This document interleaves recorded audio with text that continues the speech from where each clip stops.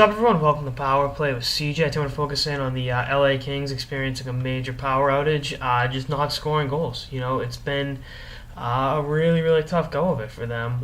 They got shut out again today by Philly, and it's tough. It's a raw deal for the Kings. I project them to be one of the top teams in hockey, and I think a lot of teams a lot of pundits, I should say, projected them to be one of the top teams in the NHL. But it's kind of been a common trend since 2011 when they made the Mike Richards trade, and obviously into that season where the goals came alive in the playoffs when it really mattered after sneaking in there. And they went out there, acquired Carter that year mid-season, and made a few other moves to move some pieces around the board. But LA is kind of in a little bit of a free fall. I mean, they're sixth in the West right now.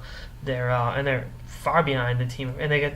Jesus, they're 8 points behind San Jose, and they play 2 more games than the Sharks. I mean, that's not a good position to be in. And you're looking at Sutter and those guys. What's the coaching staff going to do? I mean, should he open up, the game, so to speak, the offensively, give Brown and Kopitar more opportunities to produce? I mean, Brown's been dead weight. I don't even put it like that, but I mean, he's not playing to the level he's capable of, I should say. And then you look at Kopitar, because that's weighing him down. Toffoli's been up and down, literally up and down.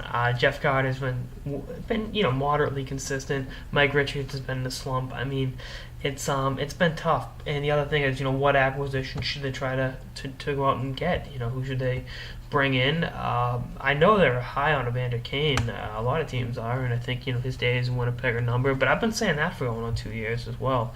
So they're third in the division right now. They're the Kings. They're 3 points up on Vancouver with one more game played, but this could be a catastrophic free fall. I really think they should try to make a move, but they really don't have any high-end prospects. Maybe they should have held on a Scriven, so maybe they could have flipped Jones. Because Jones is more of a like I said, a prospect, where you can get something from him, a higher value, I should say, than the draft pick they got from Edmonton. But Matt Fratton's been non-existent. And in fairness to Quick, I mean, he can only do so much. He can't go down and score the goals. If I was Sutter, I'd adjust the game plan a little bit. But then again, they really don't have any speed in that organization. I mean, Dwight King's playing in your top six.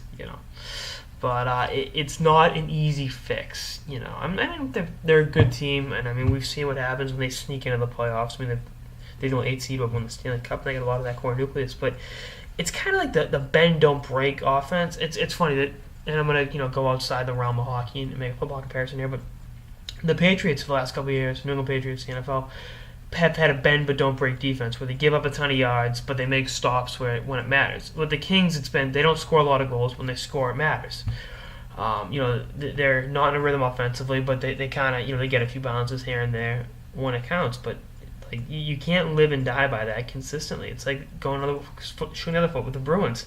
The other one, the Cup, they had the worst power play in the playoffs. I mean, it was bad, but they still won the Stanley Cup. The next year, the power play didn't do a damn thing against the Capitals, and they lose in 7 games. You can't rely on, if you have a flawed thing that may work out for you here and there, but in the long run, it's going to burn you. And the lack of offense in the LA Kings, and they have talent. See, they have offensive talent. I mean, Jeff Carter scored 48 goals. We know what Mike Richards, Kopitar, Dustin Brown, Justin Williams, all those guys can do. And Toffoli's proven he can score at all levels. It's not with a matter of consistency at the NHL level, but a lot of that can be attributed to the up and down nature of where he's been on the transaction wire lately. But it's not going to be an easy in-season fix. If they go after Evander Kane, it'll be in the offseason. I think an in-season trade might be, Ray Whitney, if they can get someone to eat a con. But even if they make a trade, there's really no, Hudson Fashion's a good prospect.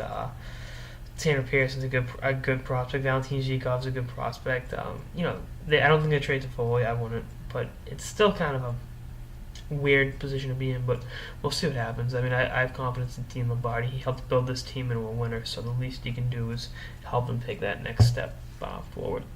I don't mean least that he can do in terms of that in terms of effort. I mean, he's worked his ass off to make this team a Stanley Cup champion, but what can he do now to have him stay at that upper level, that upper echelon of NHL hockey?